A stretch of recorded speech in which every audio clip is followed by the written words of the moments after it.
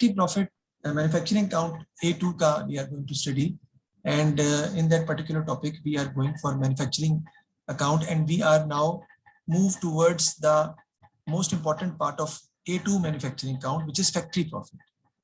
The concept of factory profit is rather very easy. Factory profit basically states that we want to differentiate between the efficiency of our factory manager and the efficiency of our office manager. That how we are going to give performance appraisal to the people who are working in factory. The factory managers, employees, and the people who are working in factory and who are managing the cost of manufacturing the goods, how performance appraisal will be given to them, because they are just calculating the cost. So how we will evaluate their performance, how we will be able to come to know that they are doing everything in the right direction and they are performing well. Obviously, we don't have any kind of idea to calculate profit from our factory, because the work of factory is only to calculate cost. So if there is a reduction in cost, then we believe that cost reduction means that the factory is working efficiently. And how we are going to evaluate the cost reduction? We compare the same thing, the same product, with the supplier, outside supplier, with any of the outside supplier. Then we'll come to know that if our factory manager is manufacturing the good at a lower price, it means that our factory is giving us that much profit because our factory is able to produce the goods at a lesser price from which the goods are available in the market. मतलब ये कि market में वो चीजें जो है वो महंगी अवेलेबल है मार्केट में, जबकि हमारी फैक्ट्री जो है वो उसे सस्ता बना के दे रही है. That is basically known as factory profit.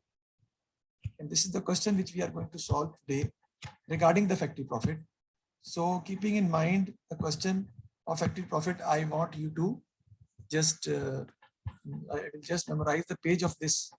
24 is the page. Let me move back.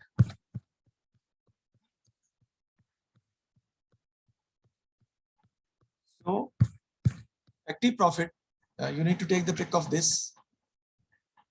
Factory profit is the percentage of profit given in the question, which is added to cost of production. After adding profit, the resultant amount is called market value of goods produced or transfer value of goods produced. It is the transfer price if the same goods are purchased from an outside supplier. This concept is basically used to evaluate the efficiency of factory manager and personals. In case of factory profit, income statement is prepared on market value. It means cost of sales will be recorded at transfer price. So cost of sales is always recorded at cost price, but in case of factory profit, all these items will be recorded on transfer price. Sir ये बात आपने पढ़ दी है, मैंने picture ले ली आपने? जी sir ले ली. तो सर मैं आपको इसके नोट्स का भी कहा था, वो सेंड कर दें ई बुक में. हाँ जी, उसका भी कुछ करते हैं इंशाल्लाह ताला. मैं फिर यहाँ से प्रिंट आउट निकलवा लूँगा इसका. इधर से पिक एक और ले लें.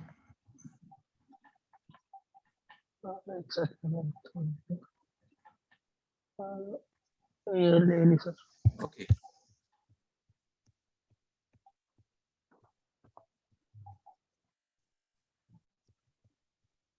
Move back to page number 24. This is.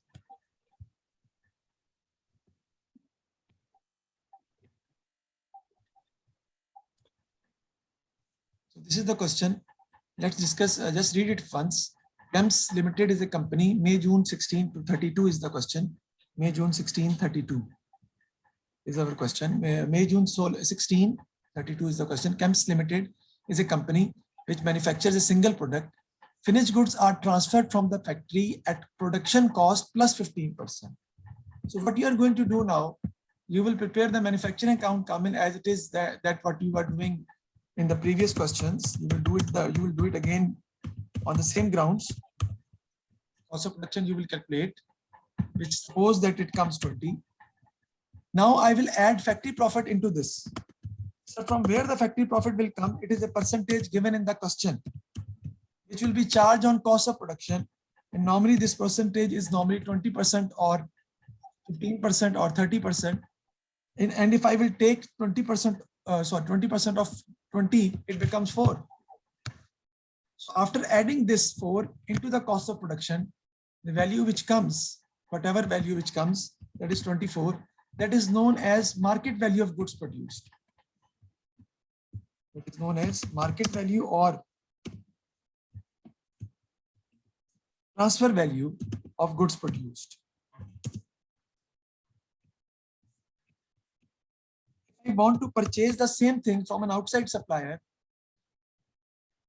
if I want to purchase the same thing from an outside supplier, I have to pay $24 for the same thing which our manager has been producing, which our manager is able to produce at a cost of 20. So 20% is the factory profit, because of the factory manager efficiency, we are able to save that $4, because the same thing can be purchased from an outside supplier at a price of 24. So this is the profit which has been made, which has been given to us by the factory manager, because of the efficiency of the factory manager, because of the effectiveness of the factory personals. So according to that factory profit, we are going to give incentive to the factory manager and factory personals. The incentives will be given to them according to this criteria. So the concept of manufacturing profit is derived to evaluate the performance of the factory manager, because factory managers and factory personals duty is to calculate cost. So if they are able to calculate cost at a lesser price, अगर वो हमें एक चीज बना के दे रहे हैं market से कम कीमत पर, जबकि मार्केट में वो चीज 20% महंगी मिल रही है, अगर हम किसी आउटसाइड सप्लायर से परचेज करें तो वो 20% महंगी मिलती है, तो जो $4 एक्स्ट्रा अमाउंट हमें सेव हो रही है, that is factory profit, because that comes because of the factory managers and factory personal's efficiency, because they are able to produce the same good at a lesser price, at a $4 lesser amount, which is 20. So I will add factory profit, percentage of factory profit in cost of production to calculate market value of goods produced or transfer value of goods produced, and this value will now go to the income statement rather than the cost of production. And in that case, the income statement is going to be produced, the cost of sales is going to be produced at transfer value. Transfer price means selling price. Transfer price means selling price. Selling price means the profit is added in everything which is going to be written in the cost of sales. There has to be a part of factory profit included in that amount, and every amount will be written at selling price, at transfer price. Same is the case in this question, that Campus is a manufacturing company. Finished goods are transferred from the factory at production cost plus 15%. That 15% is the factory profit. Unsold goods are stored in the warehouse. Revenue is given. Purchase of raw material is given. Carriage inward. Factory production wages are the direct wages. Factory supervisors' salaries, wages are factory overheads. Administrative wages, general expenses will come in income statement. Depreciation, factory plant and machinery is factory overhead. And office fixture and fitting will go to office expense. At 30th September, there were accrued general expenses of 5,000. वो add कर देंगे हम और फिर divide करेंगे, and prepaid general expenses of 3,000.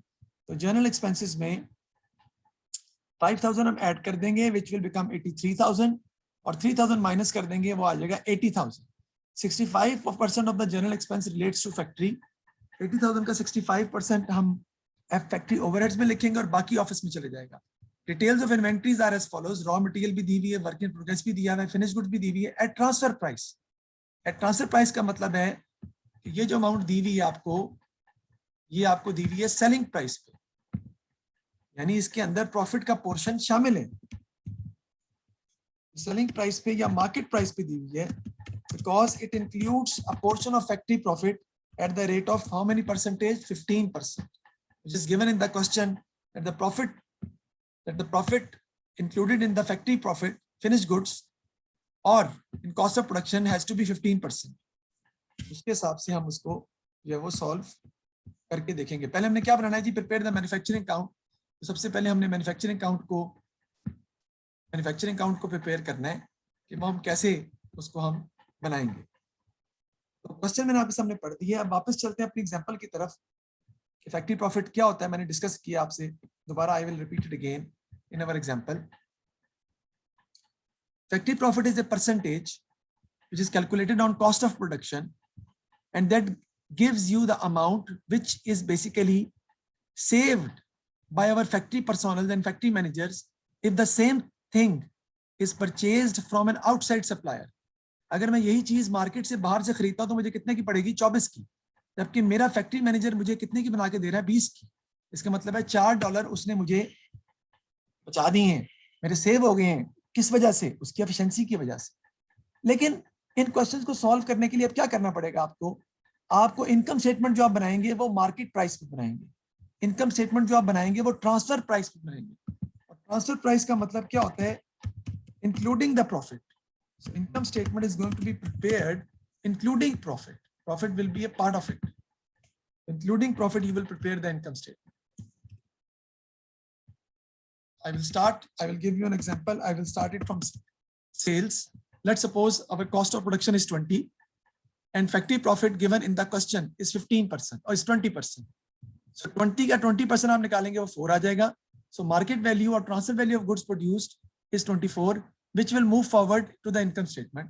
So let's suppose that our income statement, the sales is 50 plus cost of sales.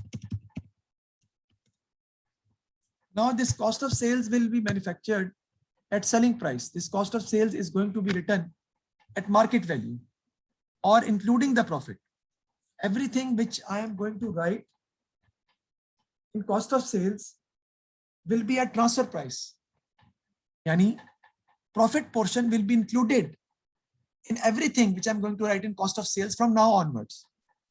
Because when there is factory profit given in the question, in our A2 manufacturing count, there is a concept of factory profit. In order to know the efficiency of the factory personnel, cost of sales will be maintained at selling price. Cost of sales will be prepared at market value. Cost of sales will be written at transfer price, including up the portion of profit. So I will write first opening inventory of finished goods.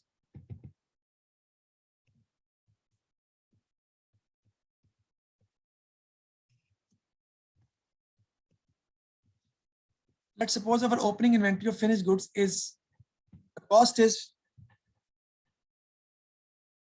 15. Let's suppose the cost is, what should I take?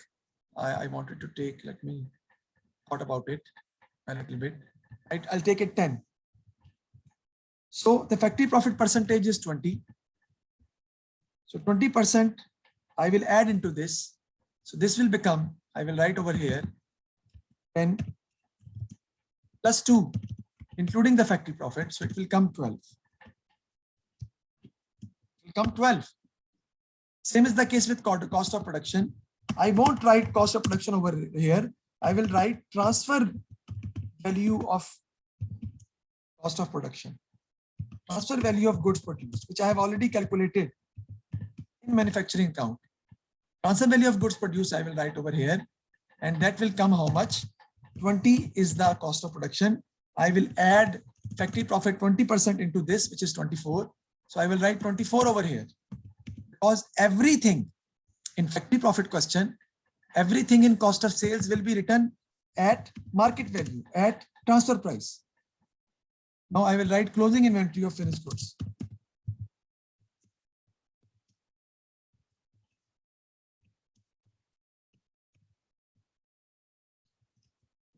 Closing inventory of finished goods.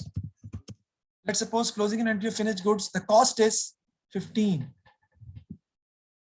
Cost is 15. The 20% of this is going to be the factory profit.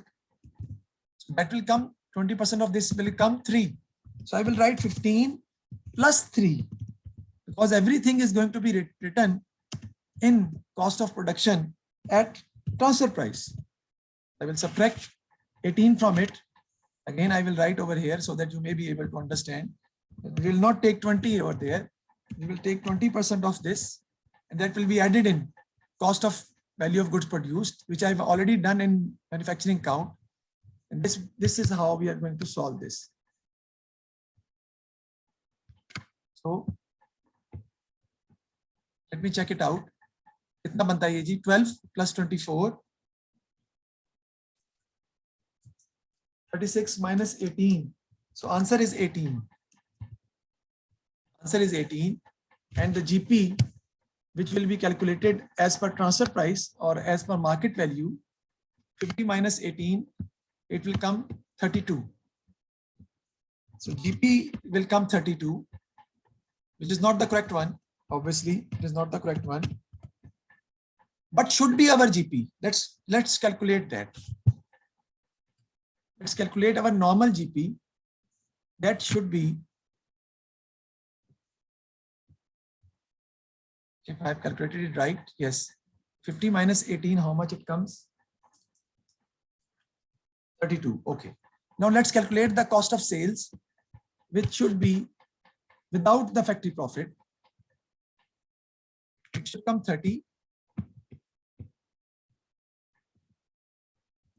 And 30 minus 15, our cost of sales will come 15.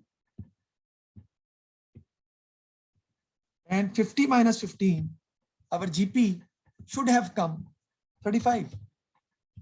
Because 50 minus cost of sales, which is 15, our GP should have come 35. GP should have come 35. I repeat again, so that you may be able to understand. Okay. हमारी actual cost of sales कितनी थी? 10. Opening inventory कितनी थी? 10. Cost of production कितनी थी? 20. Actual 30 आ गया, minus 15 is the closing inventory of finished goods at cost. 15 आपकी cost of sales आनी चाहिए, और 50 में से 15 माइनस करूंगा तो प्रॉफिट कितना आता है? जीपी आपका कितना आना चाहिए? 35. लेकिन हुआ क्या? Because of the inclusion of factory profit, I have taken my cost of production at transfer value including the factory profit. So मैंने इसमें क्या किया? 20 में 20% ऐड कर दिया, because factory profit is 20%. 20 plus 4 it becomes 24. Opening inventory में 20% add कर दिया, 10 plus 2 इट बिकम्स 12. 15 में 20% ऐड कर दिया, 15 plus 3 it becomes 18. So my cost of sales at transfer price is 18 and my GP at transfer price is 32, which is wrong because the GP should be 35. So what I will do to correct it? Now it shows that our office is giving us 32 of profit. And what is the factory profit? What factory is basically providing to us? Profit को मैं add करूंगा कितना? हमने इस 20 में कितनी चीज, 24 जो मैंने लिखा है ये 20 होना चाहिए था, मैंने इसको 24 लिखा, जिसकी वजह से मेरी कॉस्ट ऑफ सेल 4 से क्या हो गई है? ज्यादा हो गई है. 4 से ये ज्यादा हो गई, तो मेरा जीपी 32 जो है ये 4 से क्या हो गया है? कम हो गया है. तो मुझे इसको करेक्ट करने के लिए 4 फैक्टर करना पड़ेगा, ऐड करना पड़ेगा, तो मेरा जीपी करेक्ट होगा. I repeat again, because that is an important concept of accounting and you need to understand this, because I will make you very clear about this, that A2 is a very different approach. It is very difficult to understand. इसको understand करना मुश्किल होता है, और A2 difficult होता है, और इसको conceptually way में समझना आसान नहीं है.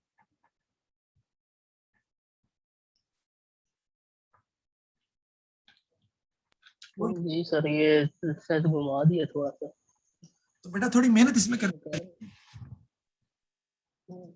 जी, थोड़ा इसको दोबारा मैं एक्सप्लेन करता हूं आपके सामने अगेन, कि हमने जो है वो क्या किया है. मैं भी क्वेश्चन में सिर्फ पढ़ा है, करवाया क्वेश्चन से मैंने कुछ नहीं है. rather than solving the question, I have taken an example.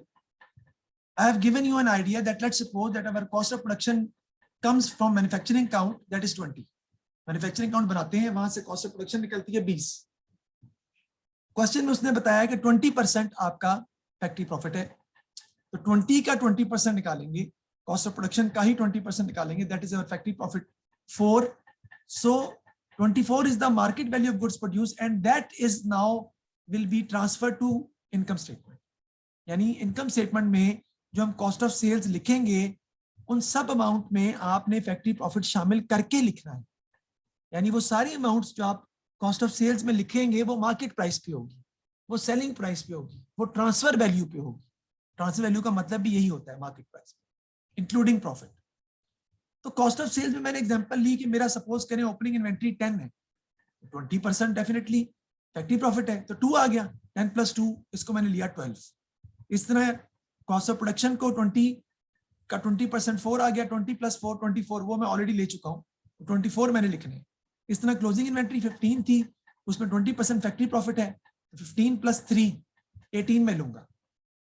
तो अगर मैं कॉस्ट ऑफ सेल अपनी निकालता हूं तो मेरा जीपी आता है 32, जबकि मेरा नॉर्मल जीपी कितना आना चाहिए, 10 + 20 30 - 15 15 कॉस्ट ऑफ सेल्स बनती है, और 50 - 15 35 should be my gross profit, is the correct one. लेकिन क्योंकि मैंने कॉस्ट ऑफ सेल्स में सारी चीजें मार्केट वैल्यू पे लिखी हैं, क्योंकि मैंने कॉस्ट ऑफ सेल में सारी चीजें ट्रांसफर प्राइस पे लिखी हैं, लिहाजा मेरा जीपी 32 आ रहा है। और उसकी रीजन क्या है? एक तो रीजन ये है कि मैंने जो कॉस्ट ऑफ प्रोडक्शन है उसको 20 जगह कितना लिखा, 24, तो ये 4 से ज्यादा हो गई, जिसकी वजह से ये जो 18 की अमाउंट है ये भी 4 से ज्यादा हो गई। और जब ये 18 4 से ज्यादा हो गया तो जीपी 4 से क्या हो गया, कम हो गया। उसे करेक्ट करने के लिए मुझे 4 यहां पर ऐड करना पड़ेगा फैक्ट्री प्रॉफिट में बाद में। फैक्ट्री प्रॉफिट मैंने ऐड कर लिया 4। जी, यहां तक आपको कोई मसला है तो मुझे बताएं, तो फिर मैं इससे आगे चलूं। Any problem? तो समझ तो आ गई, लेकिन सर एक बात समझ में नहीं आई। ये जब हम के थ्रू कर रहे पीछे हैं कि हम, फैक्ट्री प्रॉफिट को ऐड कर चुके हैं हाँ बोलो कॉस्ट ऑफ प्रोडक्शन में 24 पे, सही है, जी जी। तो आगे हम अब क्या कहते हैं ग्रोस प्रॉफिट में दोबारा वो ऐड कर रहे हैं। मुझे बिल्कुल समझ सही, आती है कि देखिए वो कम हो जाएगा हमारा, वो क्यों कम हो बताता हूँ। जाएगा तो हमने वो ऐड कर दिया। जी, देखो कॉस्ट ऑफ सेल्स जो है, कॉस्ट ऑफ सेल्स का मतलब क्या है, ये क्या लिखी है इसमें, ये क्या है, कॉस्ट। क्या हमने ये तीनों चीजें कॉस्ट पे लिखी है? नहीं, हमने किस पे लिखी है, ट्रांसफर प्राइस पे। पहले हमने उनको मार्केट वैल्यू पे लिखना है, और बाद में आपने उनकी ट्रांसफर प्राइस जो एक्स्ट्रा प्रॉफिट उसमें ऐड किया उसे राइट ऑफ भी करना है, खत्म भी करना है, कैंसल आउट भी करना है। तो सबसे पहले मैंने इस तो 4 के प्रॉफिट को कैंसिल आउट किया। कैसे? ये 20 लिखना था, मैंने लिख दिया 24, 4 ये ज्यादा हो गया इसकी वजह से, तो जीपी 4 से कम हो गया, तो मुझे फैक्ट्री प्रॉफिट 4 32 में ऐड करना पड़ेगा, तो मेरा आंसर करेक्ट आता है। लेकिन अगर आप 32 में 4 ऐड करो तो भाई वो तो 36 बनता है, 35 तो फिर नहीं आ रहा, वो तो 36 बनता है, 35 तो फिर नहीं आ रहा। उसकी वजह ये है कि आपने ओपनिंग इन्वेंट्री और फिनिश्ड गुड्स में भी 2 ज्यादा ऐड किया है, 2, और क्लोजिंग इन्वेंट्री और फिनिश्ड गुड्स में आपने 3 ज्यादा माइनस किया है जो इसमें ऐड है। इसके लिए हम एक अकाउंट बनाते हैं जिसे हम कहते हैं प्रोविजन फॉर अनरियलाइज्ड प्रॉफिट का account. That account is usually prepared in the same manner as we used to prepare provision for doubtful debts, क्योंकि आपकी इन्वेंट्री जो है वो ओवरस्टेट हो गई है, इन्वेंट्री ओवरस्टेट हो गई है, और वो प्रूडेंस कॉन्सेप्ट के अगेंस्ट है, क्योंकि प्रूडेंस कॉन्सेप्ट कहता है कि inventory should be valued at cost. तो आपको प्रोविजन फॉर डाउटफुल डेट्स तरह का अकाउंट बनाना पड़ेगा, जिसका नाम हम क्या रखेंगे, not provision for doubtful dates, इसका नाम हम क्या देते हैं, प्रोविजन फॉर अनरियलाइज्ड प्रॉफिट।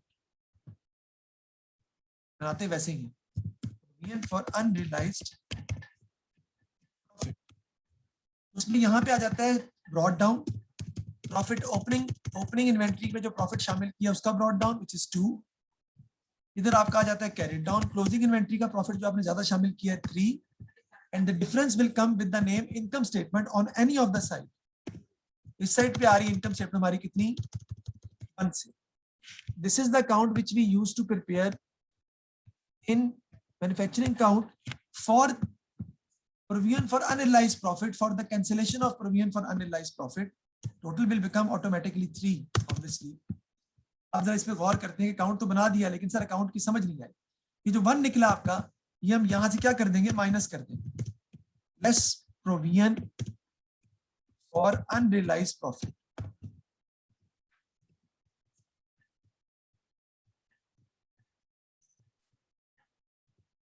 आपका सवाल बनता है यहाँ पे, सर ये आपने जो किया है कैलकुलेशन तो समझ आ गई, लेकिन बात समझ नहीं आई कि हम ये ऐसा क्यों कर रहे हैं और कैसे कर रहे हैं। 1 हम माइनस कर देंगे यहां से, तो आपका आगे जो फैक्ट्री प्रॉफिट जाएगा 4 - 1 वो कितना जाएगा, 3। अब ये आपका 35 वही प्रॉफिट आ गया जो आपका एक्चुअल ग्रॉस प्रॉफिट होना चाहिए था, ये लिखा। Now it has come the same gross profit which you basically required, which is required. Actual पे चलेंगे वापस, यानी पहले हमने फैक्ट्री प्रॉफिट को शामिल किया है जानबूझ के और बाद में कैंसिल किया है। सर ये तो बात समझ आ गई। अब ये बता रहा है हमें शामिल के $3 हमें फैक्ट्री प्रॉफिट दे रही है और 32 का हमें ऑफिस प्रॉफिट डिराइव करके दे रहा है। $3 का हमें फैक्ट्री प्रॉफिट दे रही है, फैक्ट्री मैनेजर की एफिशिएंसी की वजह से हमें $3 का प्रॉफिट हो रहा है, और ऑफिस के लोगों के एक्टिविटी की वजह से, परफॉर्मेंस की वजह से हमें 32 का प्रॉफिट हो रहा है, लिहाजा ओवरऑल ग्रॉस प्रॉफिट आपका 35 का हो रहा है। अब सवाल ये उठता है कि सर ये 4 तो समझ आ गया था, ये 1 समझ नहीं आ रहा। इसके ऊपर जरा हम गौर करते हैं कि 1 क्या चीज है। देखें, आपने ओपनिंग इन्वेंट्री में 2 ज्यादा लिखा है, तो इसका मतलब है 2 ये अमाउंट ज्यादा हो गई है, और 3 क्लोजिंग इन्वेंट्री में ज्यादा लिखा है जो माइनस कर दिया।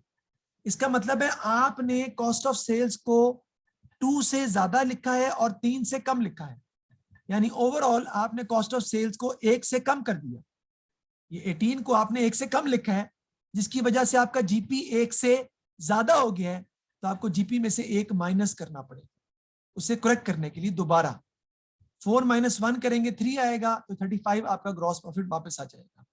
आई रिपीट अगेन, 24 में कितना एडिशनल अमाउंट है? 4। ये 4 ज्यादा होने की वजह से ये 4 ज्यादा हो गया, जिसकी वजह से जीपी 4 से कम हो गया, आपको 4 ऐड करना पड़ेगा। वापस आ जाए, ओपनिंग इन्वेंट्री में 2 ज्यादा लिख दिया और क्लोजिंग इन्वेंट्री में 3 ज्यादा माइनस कर दिया, तो 2 आप ज्यादा ऐड कर रहे हैं और 3 आप ज्यादा माइनस कर रहे हैं। इसका मतलब है 1 आप एक्स्ट्रा माइनस कर रहे हैं, जिसकी वजह से ये अमाउंट 1 से कम हो गई, कॉस्ट ऑफ सेल्स की अमाउंट 1 से कम हो गई, जिसकी वजह से जीपी आपका 1 से ज्यादा हो गया। उसे करेक्ट करने के लिए आपको 1 माइनस करना पड़ेगा। 4 - 1 3 आ गया। ये देखें, 2 से आपका प्रॉफिट ज्यादा है, 3 से कम है, तो ओवरऑल 1 से आपको अपने प्रॉफिट को कम करना पड़ेगा। ये आ गया less provision for unrealised profit के नाम से बन। जिस तरह हम इनकम स्टेटमेंट की डिफरेंस लेकर लिखते थे प्रोविजन फॉर डाउटफुल डेट्स में, और उससे हम एक्सपेंस के तौर पे माइनस कर देते थे, वो हमने 4 - 1 कर दिया, 3 आ गया। And 3 is basically the profit which is derived from factory, and 32 is the profit which is derived from office, and the total profit will come again to 35, which will again be equal to our actual gross profit. जी कामिल, यहां तक कोई मसला है तो बताएं, समझ आ गई है? Any problem? क्या है? नहीं सर, पहले प्रॉफिट को बढ़ाया है खुद ऐड करके, और फिर खुद ही उस प्रॉफिट को दोबारा कॉस्ट पे लेके गए हैं, उसमें से प्रॉफिट माइनस किए। ये वो फॉर्मेट है जो आपको फॉलो करना पड़ेगा इस मैन्युफैक्चरिंग अकाउंट के पूरे चैप्टर में A2 में। नहीं लेकिन सर आप एडिशनल चीजें ऐड कर रहे हैं, उनको सेपरेटली ऐड नहीं कर सकते, मतलब अपने रेफरेंस के लिए सर इसमें ऐड क्यों कर रहे हैं? नहीं बेटा, नहीं समझ वो लॉजिकल नहीं है। This is the way we are going to solve in accounting regarding the concept of factory profit. Factory profit का हमें ये कहता है कि हमने फैक्ट्री के प्रॉफिट को और ऑफिस के प्रॉफिट को अपनी इनकम स्टेटमेंट में सेपरेटली शो करना है। उस सेपरेट करने का एक वे आउट है जिसको हम परफॉर्म करते हैं, जिसके तहत हम हैं उसमें प्रॉफिट ऐड करके। तो हमने ओपनिंग इन्वेंट्री में प्रॉफिट ऐड करके लिया, ट्रांसफर वैल्यू जो आपकी कॉस्ट ऑफ प्रोडक्शन निकली उसमें प्रॉफिट ऐड किया, और इन्वेंट्री में ही प्रॉफिट ऐड किया। जब आप ये सब चीजें करेंगे तो आपका प्रॉफिट ओवरस्टेट कर जाएगा। अब वो कैसे कैसे ओवरस्टेट कर रहा है? वो जीपी आपका 32 आ रहा है, जबकि जीपी आपका एक्चुअल 35 आना चाहिए। क्यों? क्योंकि आपने कॉस्ट ऑफ प्रोडक्शन को 4 से ज्यादा लिखा है, जिसकी वजह से ये 18 जो है वो 4 से ज्यादा हो गया और जीपी 4 से कम हो गया, और कम होने की वजह से जब उसे आप 4 से दोबारा इंक्रीज करेंगे तो वो करेक्ट होगा। ओपनिंग इन्वेंट्री 2 से ज्यादा हो गई, ये अमाउंट 2 से ज्यादा हो गई, ये 2 से कम हो गई, तो 2 ऐड करेंगे तो ये ठीक होगा। यानी 2 यहाँ पर आपको क्या करना पड़ेगा? 2 आपको करना पड़ेगा ऐड, 2 आपको ऐड करना पड़ेगा और माइनस करना पड़ेगा 3 जो आपने यहाँ पर ज्यादा ऐड कर दिया, 3 जो माइनस हो गया, जिसकी वजह से ये अमाउंट 3 से कम हो गई और जीपी 3 से ज्यादा हो गया, तो 3 माइनस करना पड़ेगा। तो ओवरऑल आपको क्या करना पड़ेगा? -1 करना पड़ेगा ओवरऑल। तो प्रोविजन फॉर अनरियलाइज्ड प्रॉफिट हमारा होता है provision for unrealized profit is calculated for the profit which is included in the opening inventory of finished goods and closing inventory of finished goods. Opening inventory of finished goods और closing inventory of finished goods में profit को अलग करने के लिए हम बनाते हैं provision for unrealized profit का account, जिसमें हम ब्रॉड डाउन लिखते हैं profit included in opening finished goods, carried down profit included in closing finished goods. और इसका डिफरेंस आ जाता है इनकम स्टेटमेंट के नाम से. अगर क्रेडिट पर आ रहा है तो हम इसे लेस कर देते हैं, वो मैंने बता दिया क्यों लेस करते हैं. डेबिट पे आ रहा है तो ऐड कर देंगे, डेबिट पर भी आ सकते हैं. ये 2 से ज्यादा था, 3 से कम था, इसका मतलब है ये अमाउंट 1 से ज्यादा कम हो गई है, ये अमाउंट 1 से ज्यादा हो गई है, जिसकी वजह से आपको एक यहाँ पर माइनस करना पड़े और आपका 3 फैक्ट्री प्रॉफिट का एग्जैक्ट आंसर आएगा जो आप ऐड कर देंगे जीपी में और आपका दोबारा वो एक्चुअल प्रॉफिट पर चला जाए. तो सर एक सवाल दोबारा इन्फ्लेट कर रहे हैं, एक चीज को हम दोबारा इन्फ्लेट कर रहे हैं और दोबारा उसको उसमें से कैंसिल आउट करके उसको दोबारा अपनी ओरिजिनल अमाउंट पर लेकर जा रहे हैं. जी अच्छा सर, ये जो ब्रॉड डाउन और कैरी डाउन बैलेंस आपने लिए हैं, ये हमेशा सेम ही होंगे कि चेंज हो सकते हैं साइड्स? जी ब्रॉड डाउन मैं समझा नहीं, सेम ही होंगे, दोबारा बोलिएगा क्या मतलब same? Like same sides, like brought down आपने डेबिट साइड पे लिया और obviously brought down and carried out same side पे होंगे because this is the profit included in opening inventory, this is the profit included in closing inventory. और उसका हम आपको दिखाते हैं अभी उसका फॉर्मेट, आपने उसकी पिक्चर भी ली है obviously, हम वहां से पढ़ते भी हैं.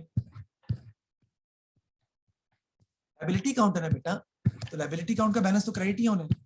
प्रोविजन फॉर डाउटफुल डेट्स कितना बनाते हैं ना, तो वो भी लायबिलिटी काउंट होता है, उनका बैलेंस हमेशा क्रेडिट ही होता है. बैलेंस ब्रॉड डाउन क्रेडिट पे आ रहे हैं, कैरिड डाउन डेबिट पे आ रहा है और income statement difference balancing figure के तौर पर आ सकती है दोनों साइड्स पे. इसको हम पढ़ भी लेते हैं एक दफा दोबारा. प्रोविजन फॉर अनरियलाइज्ड प्रॉफिट क्या होता है? This concept is based on the same principle which were already discussed in provision for doubtful debts account. Provision for unrealised profit is prepared to cancel the inflated profit included in inventories according to prudence concept. Increase in unrealized profit is subtracted and decrease in unrealized profit will be added in factory profit in the income statement to find the actual or correct amount of net profit or correct amount of gross profit. निकालने के लिए हम ये बनाते हैं जिसकी picture आप already ले चुके हैं. जी इस तरीके से ही बनता है हमारा.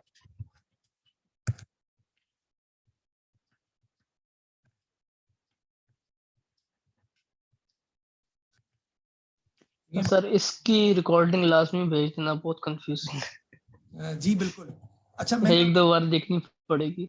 जी जी जरूर जरूर. वो वाली रिकॉर्डिंग्स मुझे रिसीव होगी, मैं डाउनलोड भी कर ली है, चेक भी किए, चल रही हैं तीनों. हाँ नहीं चलनी तो चाहिए, चलेंगे ऑब्वियसली. ये फैक्ट्री प्रॉफिट का सबसे मई जून 32 और फैक्ट्री प्रॉफिट का बेसिक कॉन्सेप्ट जो है वो हमारा यही है. अच्छा एक दो चीजें मैंने आपको कामिल आपसे डिस्कस करनी थी, मैं अभी यहीं तक करवाऊंगा ताकि आप पहले ये लेक्चर अच्छी तरीके से सुन लो और फिर हम क्वेश्चन सॉल्व करने की तरफ जाएंगे. यार बात असल में ये है कि आपके एएस के कॉन्सेप्ट जो है वो प्रॉपरली नहीं है, सही नहीं है, ठीक है, जिसकी वजह से आपको A2 में प्रॉब्लम आएगी. अगर आप मेरी चीजों को अंडरस्टैंड कर लोगे और समझने की कोशिश करोगे, समझाऊंगा मैं आपको पूरा, लेकिन प्रॉब्लम आपको आएगी. क्यों? क्योंकि आपकी अंडरस्टैंडिंग एबिलिटी जो है that is not up to the mark according to AS level. इसलिए A2 में आपको प्रॉब्लम्स आएंगी बिकॉज A2 के सारे चैप्टर्स एएस पर बेस करते हैं. यानी एएस आता हो तो A2 आएगा, अदरवाइज वो प्रॉब्लम क्रिएट होगी. लेकिन आप मुझसे क्वेश्चन किसी भी किस्म का पूछ सकते हैं, जरूरी नहीं कि आप लेक्चर में पूछें, आप मुझे व्हाट्सएप भी कर सकते हैं क्वेश्चन, मैं उसमें भी आपको समझा सकता हूँ. एक बात. दूसरी बात, आप कहें सर A2 को आसान बना दें, आसान नहीं हो सकता, ये डिफिकल्ट ही रहेगा क्योंकि एएस आपका प्रॉपरली हैंडल नहीं हुआ, इसलिए A2 डिफिकल्ट आपको लगेगा. अभी तो स्टार्ट हुआ है, अभी ये बहुत डिफिकल्टी लेवल और कॉम्प्लेक्स पे जाएगा और उसके लिए आपको अंडरस्टैंडिंग एबिलिटी अपनी बढ़ानी पड़ेगी और मेरे साथ मजीद कोऑपरेट करना पड़ेगा और मजीद इसको बार बार सुनकर याद करना पड़ेगा. आप मुझे लॉजिकली कोई बात पूछना चाहते हो तो मैं दोबारा रिपीट कर देता हूँ, मैं बता देता हूँ काउंटिंग कॉन्सेप्ट के हवाले से. अगर पूछना चाह रहे हो तो ठीक है, अदरवाइज फिर मैं लेक्चर आपको ही भेज देता हूँ. जी सिर्फ कोई सवाल दिमाग में तो नहीं आ रहा फिलहाल. इसको दोबारा सुनिएगा, फिर अगर क्वेश्चन आपके ब्रेन में कोई आया आइडिया तो आप मुझसे व्हाट्सएप पे शेयर कर सकते हैं. लेकिन मैंने बताया कि ये this one of the complex topics of A2 इससे बहुत ऊपर जाएगा अभी अकाउंटिंग जो है. Prepare yourself for that. ठीक है जी, बिकॉज अकाउंटिंग जो आपको पता है P3 किसी का भी हो, चाहे वो काउंटिंग का हो, चाहे वो बिजनेस का हो, चाहे वो, अभी तो मैंने एग्जांपल लेके समझाया ना, क्वेश्चन में ये अमाउंट्स इतनी स्मॉल थोड़ी होंगी. Definitely this amount of 10 may be of 1 2 5 6 9 8. This amount of 20 will come 1 2 3 4 5 18 16. This amount will be of different, but percentage will remain the same. It can be 20%, can be 15%, and we still have to do all the working which I have done over here.